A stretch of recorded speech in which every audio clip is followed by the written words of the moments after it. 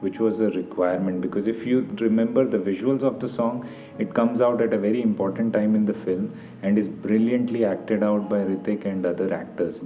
It was important not to let the song be a distraction from the screenplay, hence it needed an equally good song, and did they deliver or not? Every word in the song is so well thought out and tells the story of the character in the best possible manner.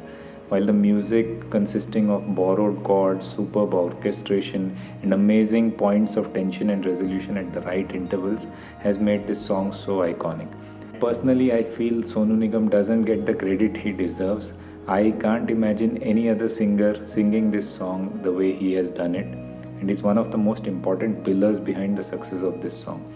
Kudos to Ajay-Atul for choosing him to sing this song, because by the time this song came out, he had already made his playback choices very few, and I'm sure he must have felt that this song is special and didn't want to miss out on this, and that's why he agreed to do it. So that's my take on this wonderful song. Let me know through comments what you feel about it.